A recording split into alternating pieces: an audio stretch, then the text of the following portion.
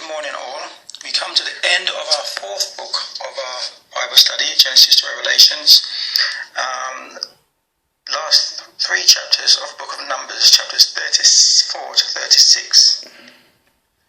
In these chapters it deals with the sharing out, or shall I say the allocation of the land between the tribes of Israel. Remember, 2.5 will be staying on one side of the river Jordan, and the other 9.5 shall be on the other side. Okay, so reading from chapters 34 verse 1.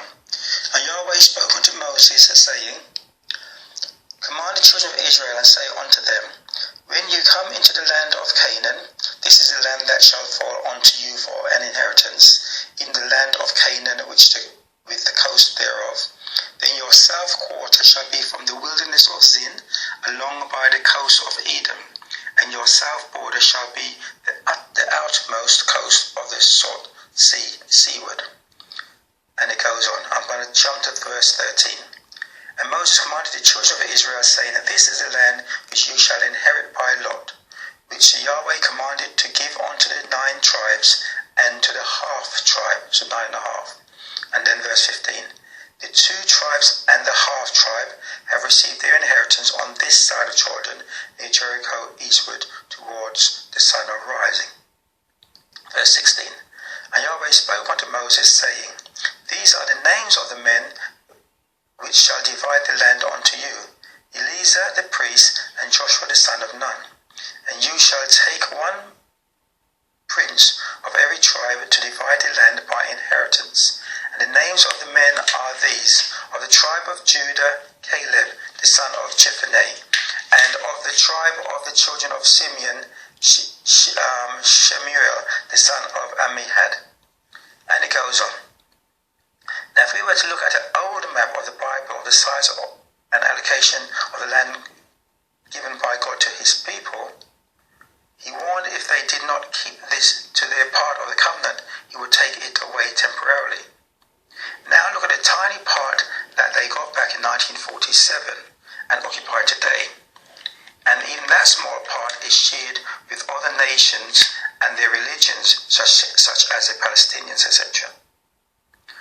Okay, jumping on to chapter 35, which talks about the cities of refuge, of the Levites. And Yahweh spoke unto Moses in the plains of Moab by the Jordan near Jericho, saying, Command the children of Israel that they give unto the Levites of the inheritance of their possession cities to dwell in, and you shall give also unto the Levites suburbs for the cities round about them. And the cities shall they have to dwell in, and the suburbs of them shall be for their cattle, and for their goods, and for all their beasts. And the suburbs of the cities which you shall give unto the Levites shall reach from the wall of the city and outwards 1,000 cubits round about. Verse 6. And among the cities which you shall give unto the Levites there shall be 6 cities of refuge, which you shall appoint for the manslayer, that he may flee there. And to them you shall add 42 cities.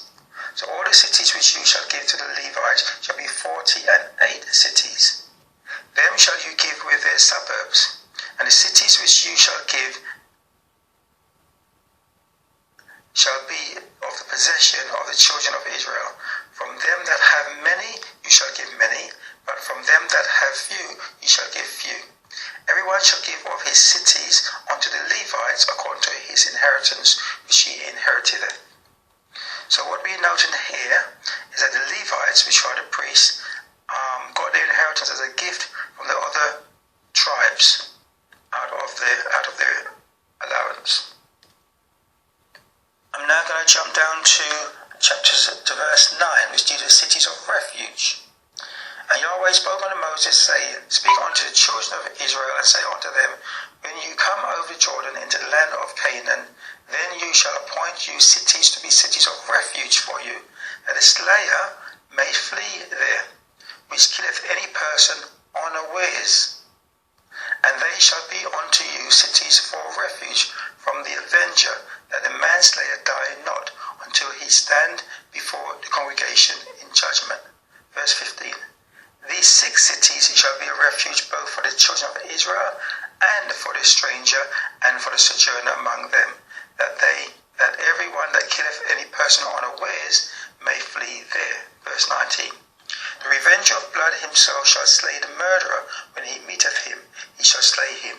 But if he thrust him of hatred, or hurl at him by laying of weight, that he die, or in enmity smite him with his hand, that he die, he that smote him shall surely be put to death, for he is a murderer. The revenger of blood shall slay the murderer when he meeteth him. In other words, the revenger should not do it out of hatred.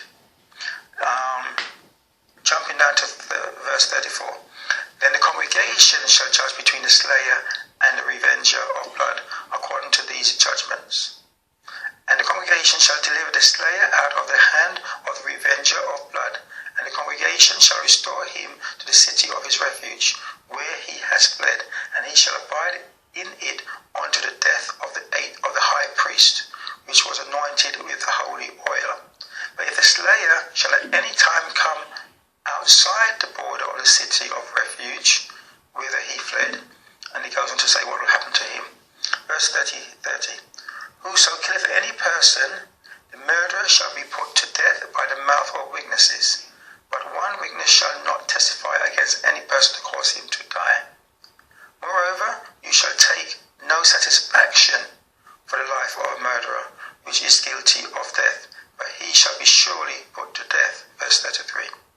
So you shall not pollute the land wherein you are, for blood it defileth the land, and the land cannot be cleansed of the blood that is shed therein, but by the blood of him that shed it. Defile not therefore the land which you shall inhabit, wherein I dwell, for I Yahweh dwell among the children of Israel. The city of refuge law is similar to the keeping of a suspected murderer in custody today until they are judged. The congregation judging the murderer is similar to our jury system judging the person today.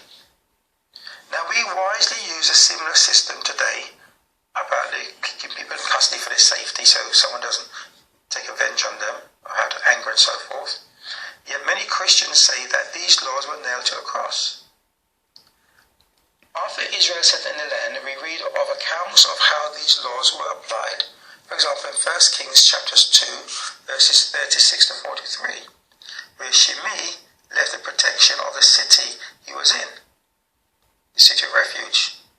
And it also said, note here, that blood defiles the land, but correct justice cleanses it. Okay, the last chapter, chapter 36, which deals with marriage of female heirs who inherit land when there's no children to inherit the land.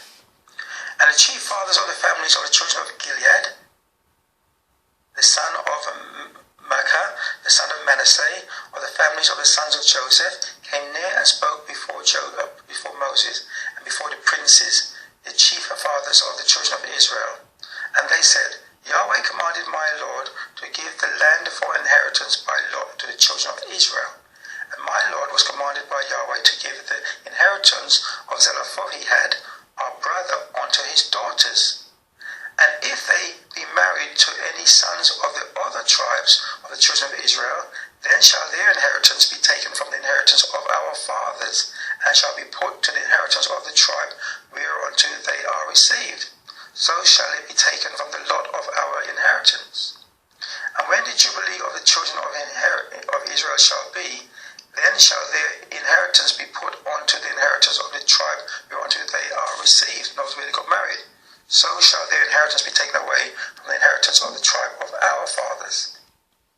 Verse 5. And Moses commanded the children of Israel according to the word of Yahweh, saying, The tribe of the sons of Joseph have said, Well, this is the thing which Yahweh hath commanded concerning the daughters of Zelophehad, saying, Let them marry to whom they think best, only the family of the tribe of their father shall they marry them. So shall not the inheritance of the children of Israel remove from tribe to tribe. For every one of the children of Israel shall keep himself to the inheritance of their tribe of his father. And every